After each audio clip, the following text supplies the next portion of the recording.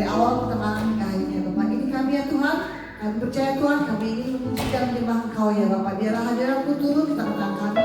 Kami rasakan urapan-Mu, Kau jamah hidup kami semua ya Bapak. Terima kasih ya Tuhan, kami sambut ya Bapak, ingin melalui anak Kau saja ya Bapak.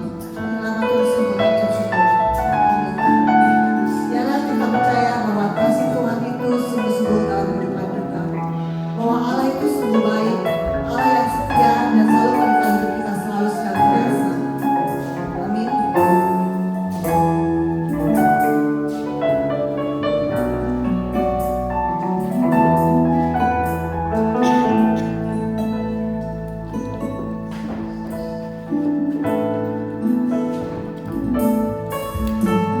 Aku yang ku cinta, Kau sayang bagiku.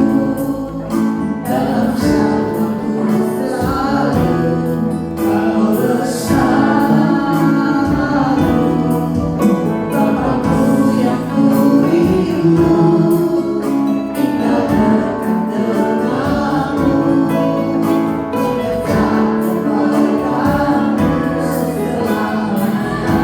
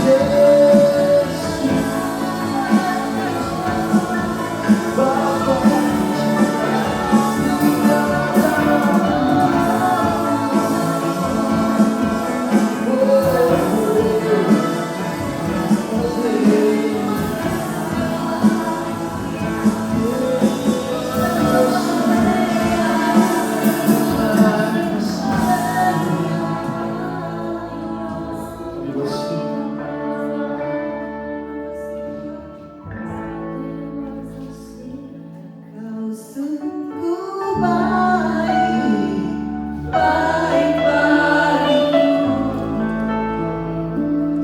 Kasih-Mu nyata dalam hidupku. Kau setia sepanjang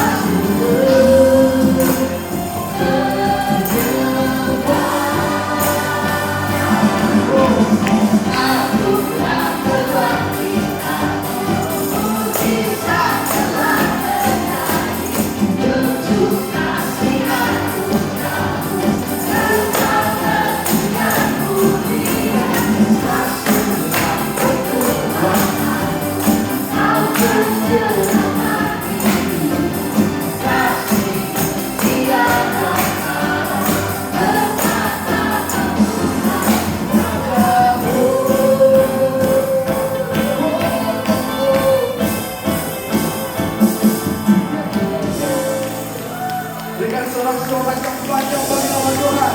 Yang setiap memuji nama Tuhan, sorakan haleluya. Kita agungkan Tuhan yang besar.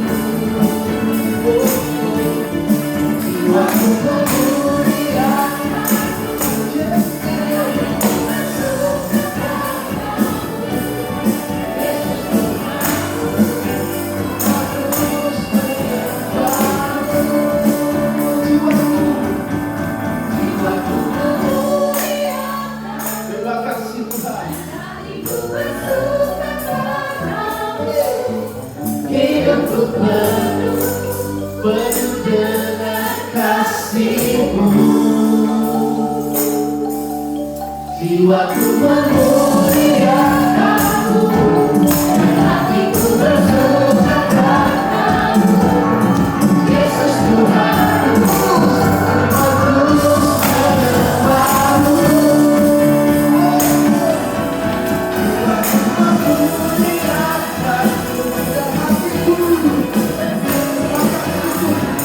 hatiku hidupku penuh dengan kasih-Mu.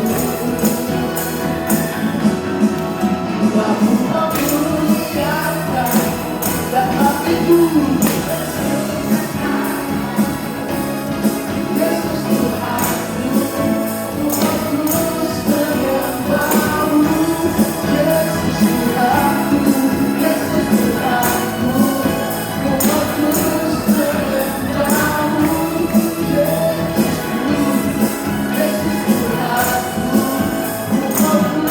terus menyembahmu.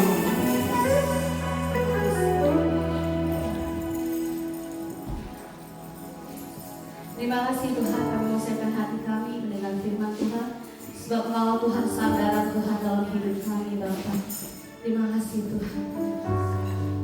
Kita mau naikkan pujian ini bersama-sama. Kalau belum ada yang tahu lagunya, mungkin kita boleh belajar bersama-sama.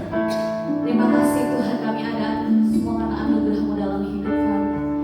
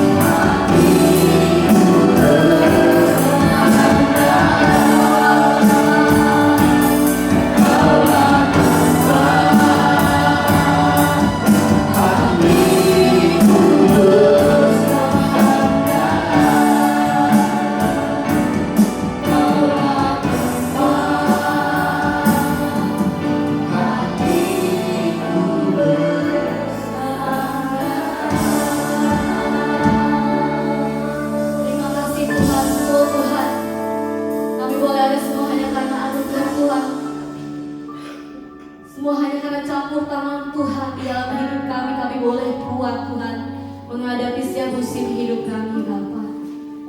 Kami terus mau bersyukur di hadapan-Mu Tuhan, sebab Engkau terlalu baik bagi setiap kami.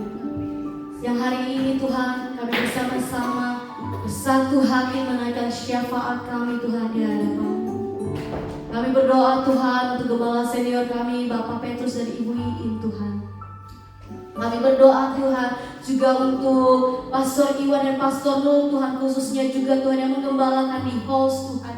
Kami serahkan hamba-hamba-Mu ini Tuhan ke dalam tangan kasih Tuhan. Biarlah kiranya Tuhan hikmat urapan daripada Tuhan Engkau curahkan di dalam kehidupan mereka Tuhan. Biar terus mereka Tuhan dipenuhi Tuhan dengan urapan daripada Tuhan dalam menggembalakan umat-umat yang ada Bapa. Biarlah Kau berikan Tuhan kekuatan, kerendahan hati Tuhan. Biarlah Kau jadikan hamba-hamba-Mu ini menjadi terang Tuhan bagi jemaat yang ada Tuhan. Terima kasih Tuhan, terima kasih Roh Kudus. Segala yang menjadi pergumulan mereka secara pribadi juga Tuhan, kami taruh di tangan-Mu Tuhan. Engkau yang memberikan jawaban-Mu Tuhan atas setiap pergumulan mereka tepat pada waktunya Bapa. Yang menjadi kerinduan mereka juga Tuhan, biarlah Engkau yang memberikan jawabannya Tuhan tepat pada waktunya. Terima kasih Tuhan, terima kasih Tuhan untuk hamba-hamba-Mu ini Tuhan yang sudah memberi diri Tuhan untuk mengembalakan kami Tuhan umat-Mu di tempat ini Tuhan. Kami bersyukur Tuhan, kami bersyukur Bapa. Terima kasih Tuhan, kami juga berdoa untuk 7 gereja yang ada Tuhan. Engkau memberkati setiap pastor yang ada juga Tuhan. Biarlah mereka juga Tuhan dalam mengemban tugas mereka sebagai seorang gembala, mereka boleh bertanggung jawab Tuhan di hadapan Engkau Bapa. Engkau yang mengurapi mereka Tuhan hari lepas hari. Engkau berikan urapan baru Tuhan, hikmat-Mu Tuhan. Biarlah Tuhan setiap visi yang sudah Tuhan taruh Tuhan kepada setiap Tuhan gembala yang ada, mereka boleh Tuhan jalankan Tuhan seturut dengan kehendak-Mu Tuhan. Sehingga 7 gereja yang ada ini boleh menjadi terang Tuhan, boleh menjadi garam yang Tuhan. Terima kasih Bapak, terima kasih. Juga kami serahkan juga jemaat-jemaat yang ada Tuhan. Setiap pergumulan yang ada Tuhan, baik sakit penyakit Tuhan yang sedang dialami, baik pergumulan tentang keluarga, baik pergumulan tentang ekonomi Tuhan, tentang pasangan hidup dan lain semuanya Tuhan. Kami taruh Tuhan di dalam tangan kasih-Mu Tuhan, karena kami tahu Tuhan Engkau akan memberikan kelegaan Tuhan kepada kami Tuhan. Biarlah pergumulan yang ada membuat iman kami Tuhan semakin kuat di dalam Tuhan.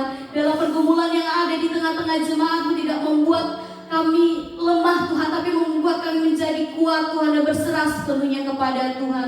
Karena kami tahu hidup kami adalah milik Tuhan. Tuhan tahu apa yang terbaik bagi kami. Terima kasih Tuhan, Kau memberkati jemaat yang ada. Semuanya Tuhan kami taruh di dalam tangan kasih Tuhan. Biar setiap pergumulan yang ada Tuhan, Tuhan juga memberikan jalan keluar. Tuhan memberikan juga jawaban yang tepat pada waktunya. Biar kehendak Tuhan saja yang terjadi dalam kehidupan setiap jemaat-Mu Tuhan. Terima kasih Tuhan, kami juga berdoa untuk second generation di gereja kami ini Tuhan. Kami bersyukur Tuhan bahwa mereka dari kecil Tuhan boleh memberi diri Tuhan untuk melayani Engkau Bapa. Biarlah melalui talenta mereka yang ada, mereka boleh kembangkan untuk hormat kemuliaan nama Tuhan. Engkau memberkati tumbuh kembang mereka Tuhan dalam pengenalan akan Engkau juga Tuhan. Kami berdoa di dalam nama Tuhan Yesus, mereka boleh mengalami Tuhan lebih lagi di masa-masa mereka ini Tuhan. Biar mereka boleh menjadi terang Tuhan bagi lingkungan mereka di sekolah Tuhan, teman-teman di sekitar mereka Tuhan.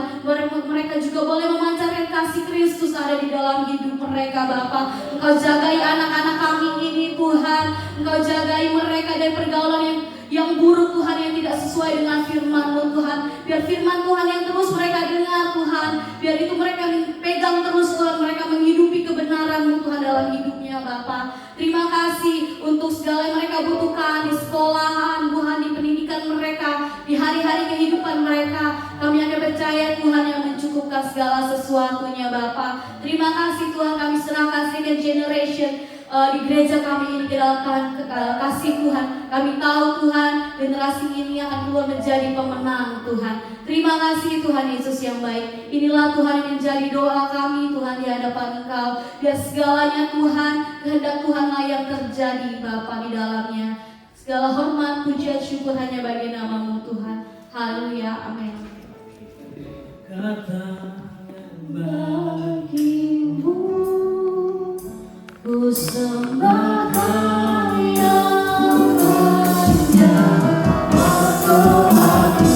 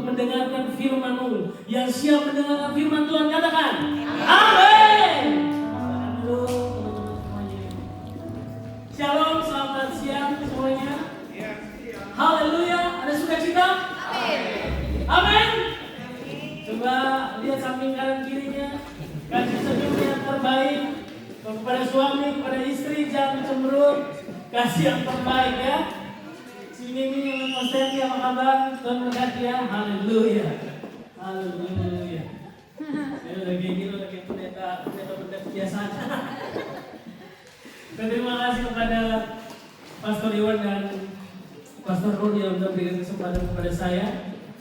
Ini sangat sulit loh untuk mendapatkan jadwal saya ini. Saya mempersiapkan waktu betul ini, mengosongkan waktu untuk hari ini. Luar biasa. 1 tahun sekali saya di sini.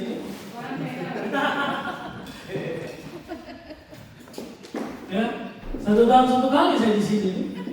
Saya lihat udah mulai berubah nih, udah mulai beruban semuanya. Apalagi saya ini. Oke, saya bersyukur kepada Tuhan Yesus karena kebaikannya, anugerahnya kita dapat berkumpul semua di sini. Ya. Dan kita dapat menikmati berkat Tuhan dari pagi sampai pada sore hari ini. Saya ingat beberapa minggu, 2 minggu, 3 minggu lalu Pak, saya bisa pelayanan dari jam 9, jam 10, jam 11, jam 2 Pak. Itu kaki kanan saya udah di surga itu. Yang kiri masih ditarik sama aku. Tapi dia udah mau pulang, kasihan. Ya, itulah hidupnya. People come and go, ya. Haleluya. Oke, hari ini tema kita berkaitan dengan say yes if yes, no if no. Ini tema yang sangat keras ya. Saya berasa sepertinya memang dijebak saya untuk bicara hal ini. Ya. Jika iya katakan iya, jika tidak katakan tidak. Waktu awal tahun saya ingat itu, Cino langsung datang sama saya bilang gini, siap nggak saya jadwal di pos untuk WL? Karena kan setahun yang lalu kan saya sangat tidak pernah ikut. Karena kan saya bekerja melayani di ladang yang lain. Pembelaannya gitu sih. Ya udah. Karena waktu rapat pastoral Ko Iwan bilang tema daripada host adalah jika iya katakan iya, jika tidak katakan tidak. Saya mau jawab sosok waktu itu. Ini nggak bisa ya. Jadi saya bilang ya saya bisa, saya mau. Dan akhirnya mulai dijadwal. WM hari ini bisa membawakan firman Tuhan. Haleluya ya. Terima kasih Pastor Iwan, Pastor Nur, satu keberanian yang luar biasa. Kita berikan keberanian bagi Tuhan. Amin. Haleluya. Oke, hari ini saya mau bicara tentang hal itu. Jika iya katakan iya, jika tidak katakan tidak. Nah, tentunya di dalam hidup kita dituntut untuk melakukan segala sesuatunya itu harus berdasarkan apa yang kita katakan, sehingga semuanya berjalan sesuai dengan apa yang kita lakukan.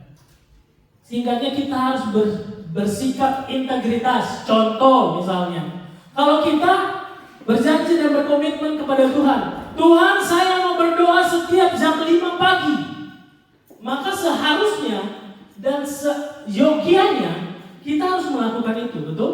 Sebagai sebuah komitmen.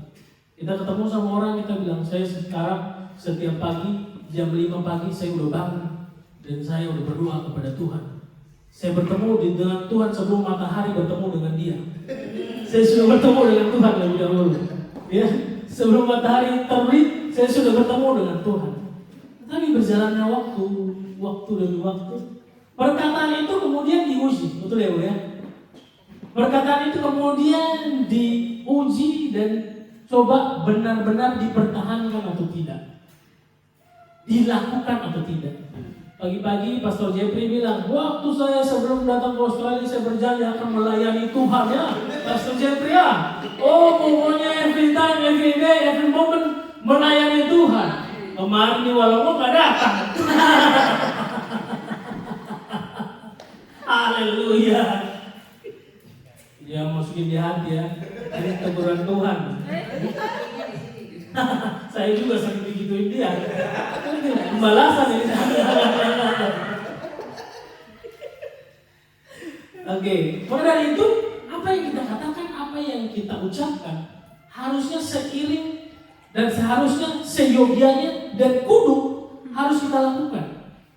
Sehingga itu benar-benar mencerminkan, terpantulkan bahwa ada Kristus dalam hidup kita. Katakan amin. Sehingga kita semuanya tidak cuma menjadi orang yang omong doang gitu. Ngomongnya gede banget ngomongnya. Bisa pindahin gunung pakai iman sebesar biji sesawi, tapi doa pagi nggak mau ikut, doa Selasa nggak mau ikut.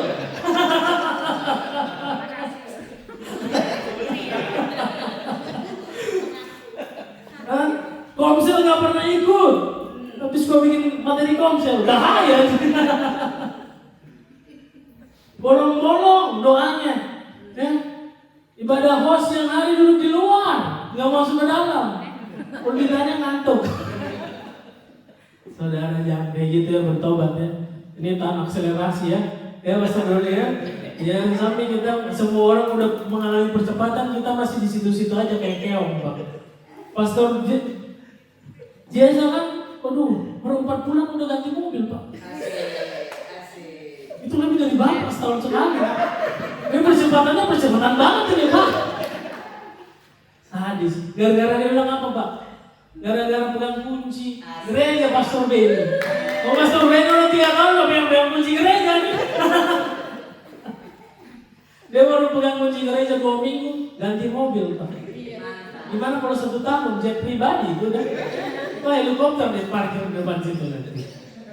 Maka dari itu kita lihat ya, orang yang punya hidup yang apa yang dia katakan dan apa yang dia perbuat sama, orang itu dapat dipercaya. Katakan dapat dipercaya. Bilang ke samping kiri kanannya, kamu dapat dipercaya. Si Weli boleh kasih senyumannya.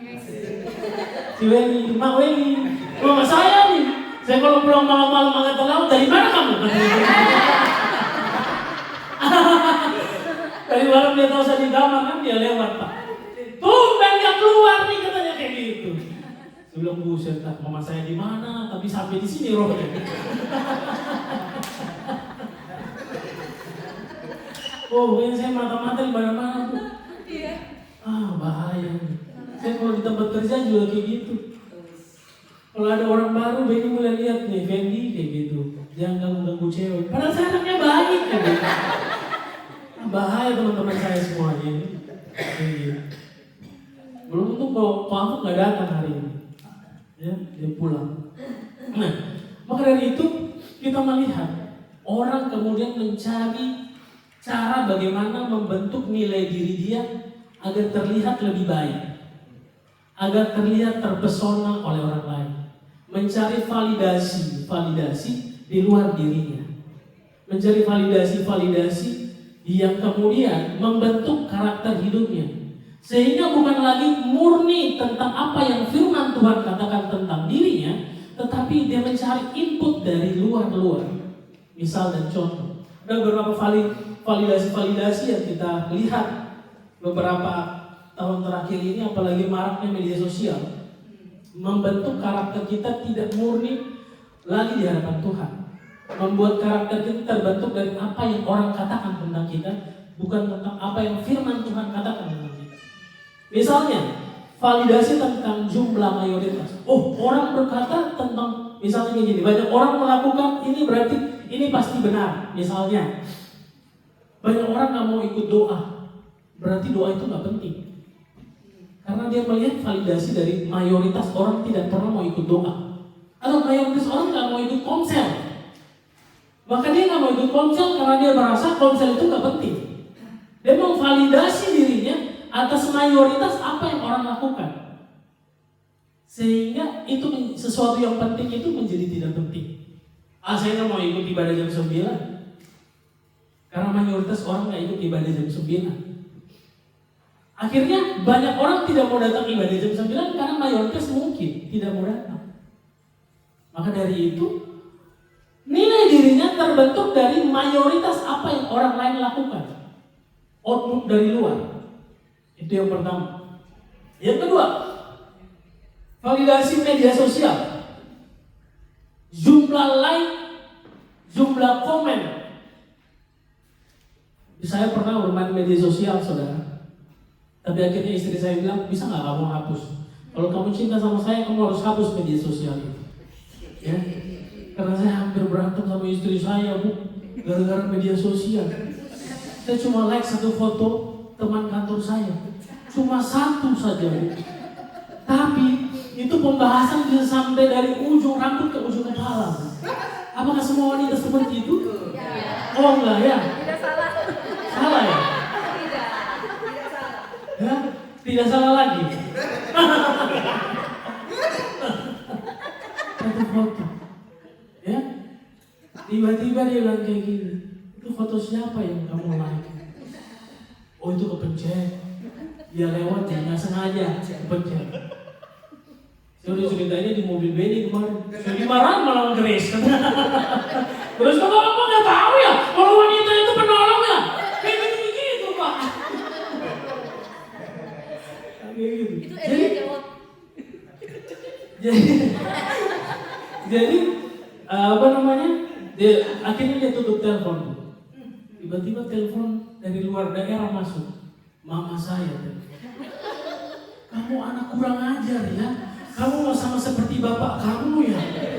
Lah, kenapa? Kamu kenapa like foto cewek? Ya ampun. Ya astaga. Dan mama saya menyalahkan papa saya.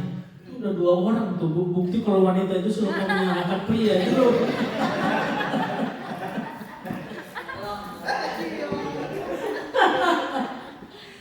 Di sini nggak ada ya.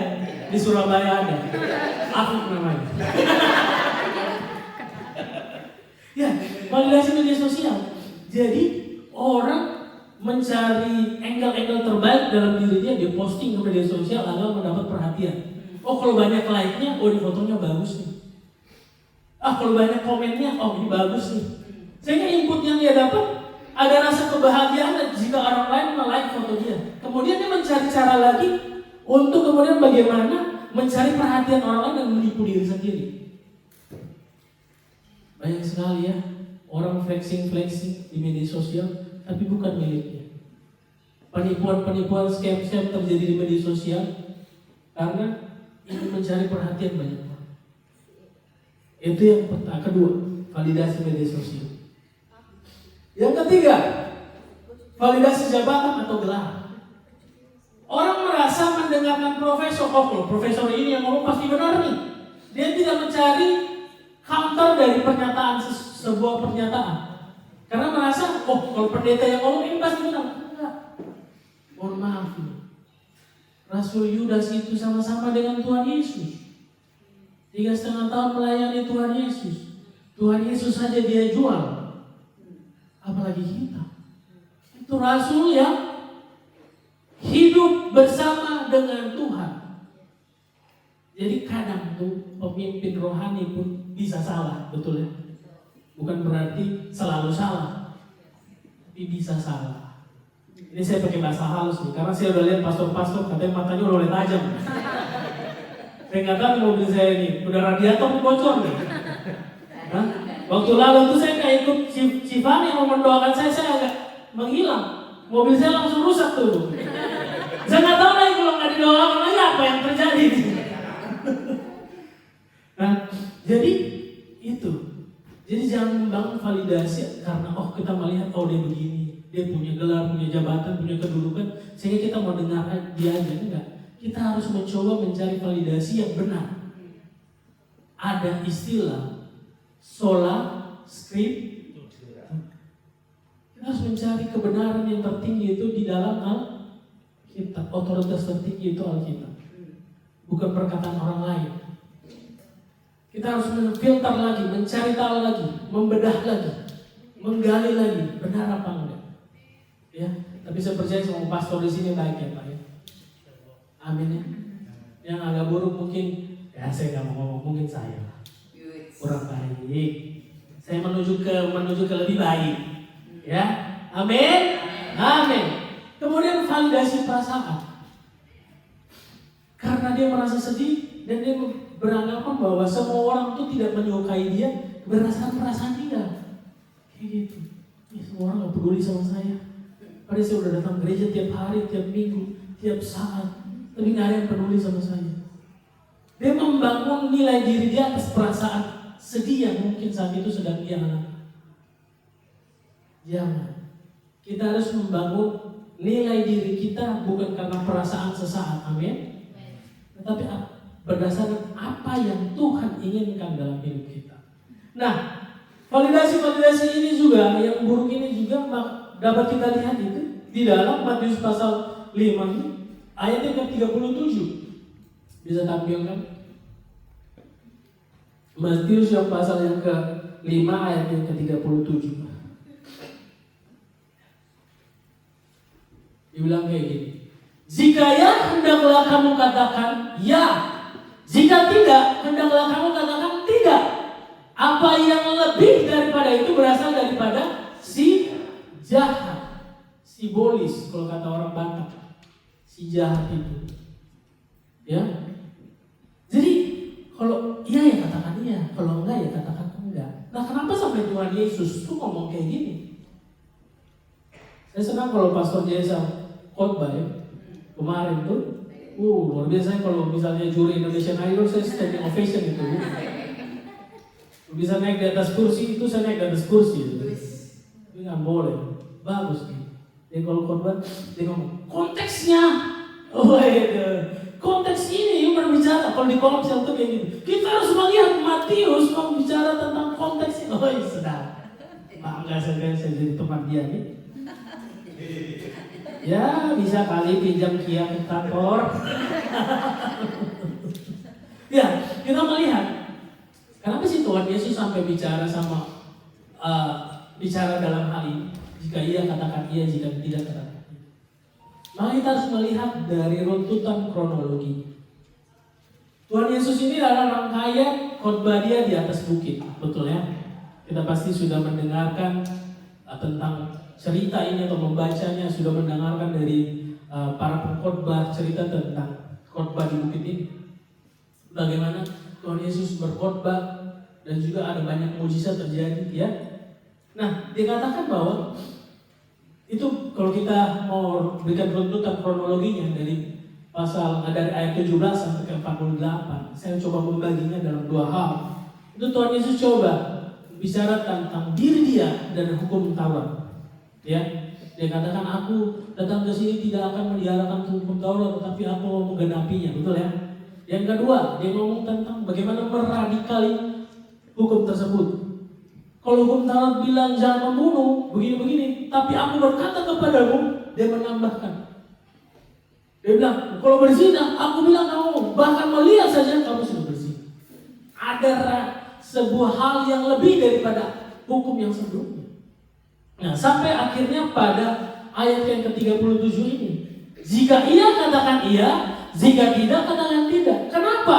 Karena pada saat itu orang sering sekali menggunakan sumpah untuk membenarkan dirinya.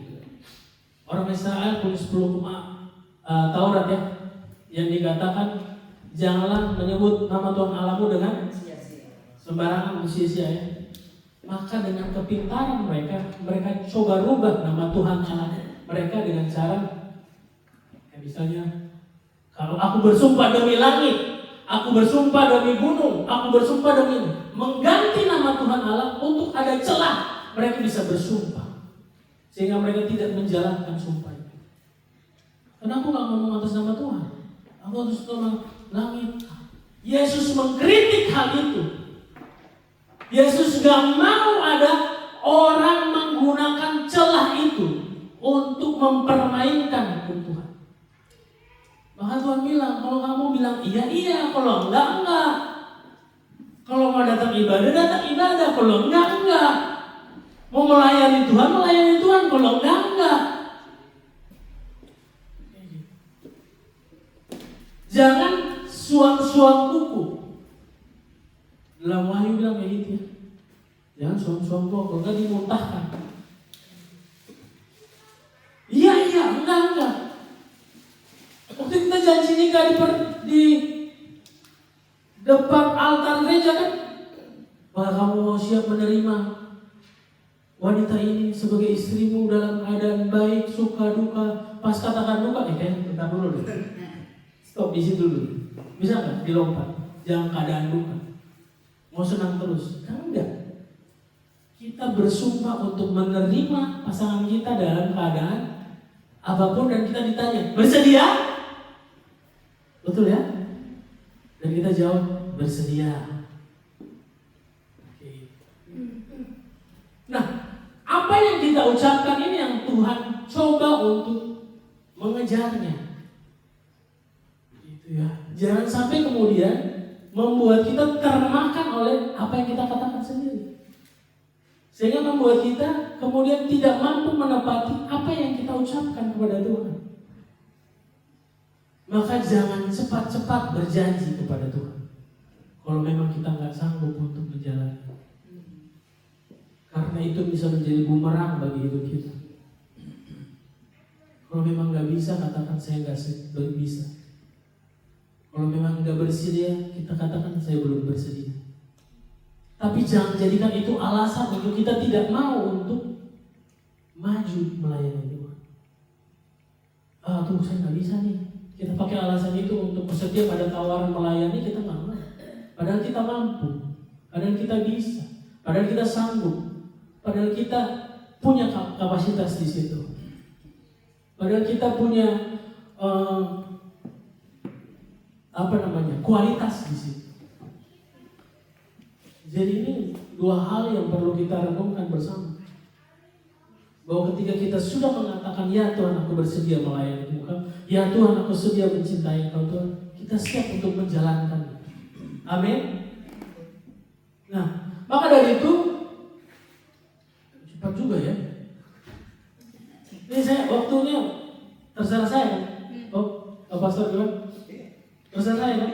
Ini masih ada 2000 slide. Tapi saya lihat mata udah memang gravitasi bumi ini memang udah tarik menarik nih. Gimana mau saya selesaikan atau gimana? Kita deal-dealan dulu deh. Ya, saya biasa tuh di poin terakhir selalu ada mujizat, jadi tunggu di poin terakhir. Saya tunggu saudara di poin terakhir terjadi mujizat, percaya. Nah, maka dari itu kita perlu belajar untuk punya sikap yang tidak manipulatif. Yang kedua, punya sikap yang tidak insecurity. Dan yang ketiga, punya sikap yang tidak punya banyak topeng dalam hidup. Sehingga kita berani jujur dalam segala hal. Kalau orang punya banyak topeng dalam hidup, setiap dia berbohong, pasti dia akan mencari kebohongan yang lain untuk menutup kebohongannya yang pertama. Misalnya, saya ditelepon Bapak, bisa ikut nursing home nggak? Lupa, maaf nih, saya dikerja. Kebohongan pertama. Bapak sambung lagi, kerja apa? Saya mau cari nih, kerja apa yang di Sabtu jam 11? Kerja klinik. Jam berapa? Itu udah kebohongan kedua. Kebohongan ketiga, jam berapa? Jam 11. Pas betul ya. Iya kan? Kita mencari kebohongan, menutupi kebohongan dan kebohongan lain.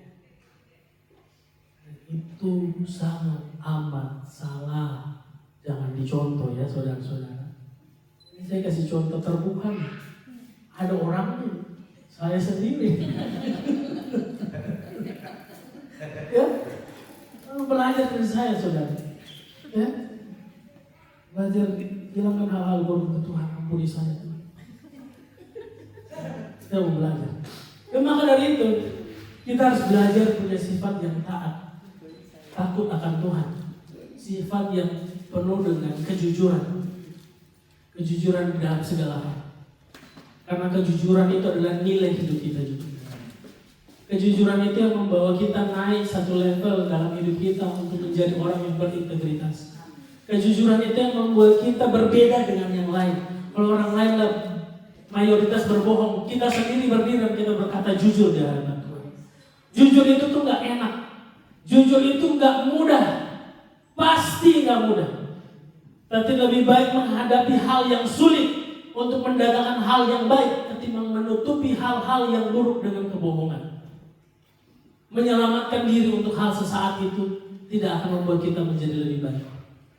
Itu akan terus menggerogoti kita, mengintimidasi kita. Maka kita perlu belajar untuk jujur di hadapan Tuhan. Kita belajar untuk menjadi pribadi yang jujur di hadapan sesama. Jujur kepada pasangan kita, jujur kepada teman-teman kita, jujur kepada gembala-gembala kita, jujur kepada semua orang yang kita temui. Karena saya selalu punya prinsip, setiap orang yang kita temui adalah kesempatan kita untuk bertemu dengan Kristus dalam wajah mereka. Amin. Maka kalau itu ada kesempatan kita untuk bertemu dengan Kristus, kita perlu datang dengan kejujuran. Mungkin Tuhan mau memberkati kita melalui orang-orang yang kita temui. Ini satu kesaksian saudara.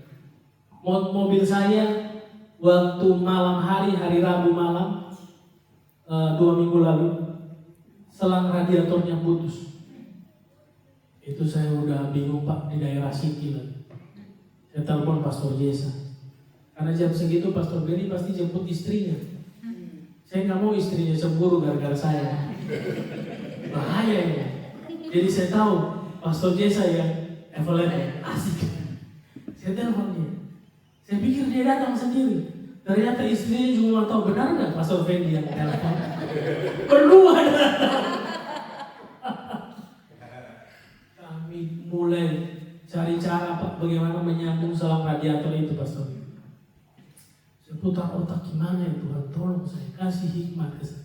Karena nggak mungkin bisa tersambung Pak. Itu Pak putusnya tuh di ujung klipnya Pak, di ujung botolnya tuh, tangkinya. Kita pakai lakban. Pastor Jesa bawa senjatanya, lakban sama gunting. Oh kita mulai lakban, jalan overheat, berhenti lagi. Jalan berhenti lagi. Saya lihat di daerah City, udah nggak bisa selamat. Akhirnya berhenti daerah Green Square situ, mobil. Terus cari cara gimana mobil bisa jalan minimal sampai depan bengkel, bengkel East Garden ini. Akhirnya sampai depan gereja, Pak. Mobil bisa berhenti depan gereja sih, persis depan gereja. Bermalam satu hari. Besok pagi saya telepon Pastor Doni. Semua pastor saya telepon. Kalau Pastor Iwan available bisa nanti. Saya telepon Pastor Doni pagi-pagi. Pastor bisa bantu saya nggak? Dia bilang oke nanti. Kamu langsung aja ke bengkel segala macam. Oke, singkat cerita dia drop saya sama Pastor. Ya ini juga. Dia bawa istrinya. Kenapa mereka nggak percaya sama saya nih?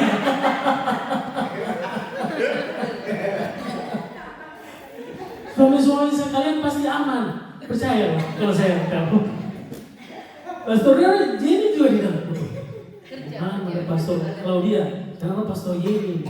Kalau saya telepon Pastor Iwan pasti ada sini. Akhirnya di drop saya depan sini. Saya mulai hubungi semua bengkel. Saya mencoba untuk menghubungi towing. Ya, lagi telepon bahasa Inggris Pak, seberapa aja Pak. Mau dia ngomong macam kayak kambing Pak, saya nggak ngerti itu. Where are you? Pokoknya kayak gitu. Where is it? Terus saya lihat dari kejauhan ada Pastor Biri. Ada, ini nubuat di Pastor Biri. Mana tahu suatu saat jadi pastor dia. Nah, saya lihat Biri. Lagi bersih-bersih mobil. Saya dekatin. Maksud saya adalah Biri yang ngomong sama orang bengkel. Halo Ko, selamat pagi. Sekarang saya pegang-pegang mobil. Biar merasa dekat. Gimana kabarmu? Oh, baru habis Uber. Iya, saya baru habis Uber. Gitu. Mobil saya rusak di situ. Kok bisa nggak ngomong sama orang bengkel? Ini orang bengkelnya masih telepon sama saya, Bu. Saya bilang kamu tunggu, bisa tunggu nggak? Saya ngomong dulu ke teman saya. Tiba-tiba, Pastor Biri bilang kayak gini. Udah kita kerjain aja sendiri kayak gitu. Aku langsung matiin Bu teleponnya. Kami berdua langsung bongkar mobil depan sini Bu. Kita dua lepas selangnya, dia pergi ambil kunci di rumah. Pokoknya kami dua kerjain di situ Pastor. Bongkar selangnya segala macam. Yuk kita dua ke Ford. Kita langsung ke bengkel Ford Pak. Kita datang jam 11, barangnya ready jam 2:30. Saya mulai gak enak kalau pas sama Biri. Mulai hitung-hitung dia sudah dapat berapa penumpang. Saya janji sama dia nanti saya kasih dia pizza. Saya udah tanya sama dia gak makan pizza lagi.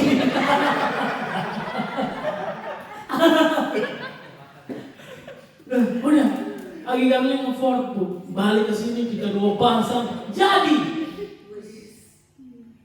Bisa jalan mobil, Mak Weli. Bisa jalan itu mobil tuh. Jalan. Tiba-tiba sampai berapa 4 hari. Lah kok ada yang aneh dengan mobil ini. Saya buka kap depan, putus lagi selangnya. Waduh. Saya bawa lagi ke bengkel. Kamu harus ganti nih semua sama tangki-tangkinya. Saya ganti lagi Pak. Saya taruh mobil depan mereka. Orang bengkelnya bilang, kamu pakai mobil saya, kamu ke Ford. Karena saya tuh nggak tahu, saya mau ke Ford itu yang di Rockdale itu naik apa. Dia kasih mobilnya, suruh saya pakai mobilnya. Sama juga, saya pergi jam 11, jam 2:30 baru bisa ambil barang. Saya tahu, kok ini gimana? Udah kamu pakai aja dulu mobilnya. Oh mantap nih. Saya pakai mobil. Saya beli lagi. Singkat cerita, mobil gak benar juga sampai sekarang. Tidak ada yang spesial. Cuma yang saya mau kasih tahu bahwa Tuhan selalu menolong saya dari hal-hal yang saya alami saat ini. Kalau saya mau ngikuti keinginan saya, mungkin saya telepon towing, udah habis berapa Pak? Itu pun gak jadi. Ada Biri, Tuhan kasih. Saya ke bengkel, tukang bengkelnya kasih mobil. Dalam hal-hal sulit yang kita alami hari-hari ini, kalau kita berkata jujur di hadapan Tuhan, percaya Tuhan tidak pernah meninggalkan kita. Ada amin. Berikan kemuliaan hanya bagi Tuhan kita. Yang terakhir, ini benar-benar terakhir. Saya janji kasih mujizat ke saudara kan? Lihat mata saudara sudah tidak turun lagi kan? Itu mujizat dari Tuhan. Ini yang terakhir. Saya mau katakan begini. Menjadi pribadi yang berintegritas di tengah dunia yang penuh dengan kepalsuan ini memang tidak mudah. Namun hal-hal besar terjadi bukan karena jalannya yang mudah, melainkan karena kita memilih dan memiliki keberanian ilahi untuk menghadapinya. Mari kita hidup tanpa topeng, karena kebenaran akan nyata bila perbuatan yang mengucapkannya. Maka ucapkanlah perbuatan yang jujur di hadapan Tuhan, maka Dia akan membela kita. Amin untuk kebenaran firman Tuhan. Mari kita berdoa. Terima kasih Tuhan Yesus buat sore yang indah ini Tuhan. Hamba terbatas dalam segala hal, tapi hamba percaya bahwa firman-Mu yang akan menguatkan dan meneguhkan kami Tuhan. Engkau berkata untuk kami tetap berjalan di dalam kebenaran, meskipun susah, meskipun sulit, meskipun tidak mudah, tapi kami percaya bahwa Engkau Tuhan Yesus yang akan menguatkan kami, Engkau yang meneguhkan kami Tuhan, untuk kami terus berjalan di dalam kebenaran firman-Mu. Jika iya, katakan iya. Jika tidak, katakan tidak. Karena selebihnya itu datang daripada si jahat. Terima kasih Tuhan Yesus, terima kasih. Dan biarkan firman-Mu ini Tuhan tertanam dalam hati kami dan meneguhkan kami semua. Kami bersyukur untuk segala. Kami bersyukur untuk semua pribadi yang datang hari ini yang mendengarkan firman-Mu. Mereka diberikan kelegaan jika mereka saat ini penuh dengan kesesatan. Yang mereka yang saat ini penuh dengan masalah, sakit hati, kepahitan, kekecewaan, percaya Engkau Tuhan yang mampu membalut hati mereka. Engkau Tuhan yang mampu memberikan mereka kelegaan. Sebab firman-Mu katakan, marilah kepadaku semua yang letih lesu. Bukan semua yang bersemangat, tapi semua yang letih lesu dan berbeban berat. Mungkin di antara kami semua ini ada punya banyak beban Tuhan yang mungkin tidak dapat kami ucapkan. Dan jika kami ucapkan cuma air mata saja yang mampu menetes. Mungkin saat ini kami dibalut oleh kedukaan, kecemasan. Kami percaya Tuhan, Engkau yang akan sanggup membantu kami. Terima kasih Tuhan. Ku angkat tangan bagimu, sebab Kau yang menjawab doaku. Tolong yang selalu kuandalkan,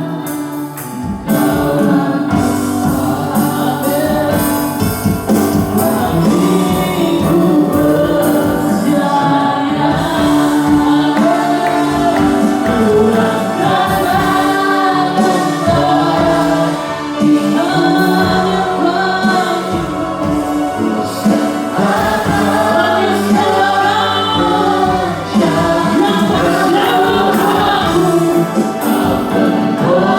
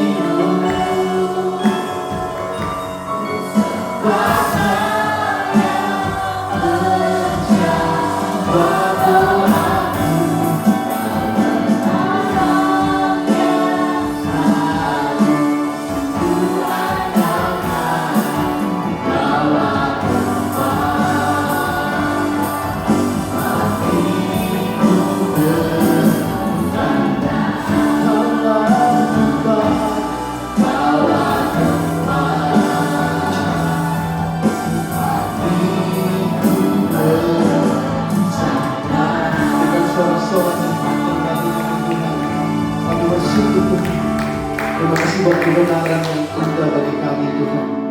Ajarkan kami untuk selalu berkata jujur dalam setiap kehidupan kami. Berkati Pastor Fendi yang telah menyampaikan kebenaran firman-Nya Tuhan. Kiranya keluarga dan anak-anaknya Engkau berkati di Indonesia Tuhan. berkati kehidupannya Tuhan. Dan saat ini Tuhan kami akan memberikan persembahan.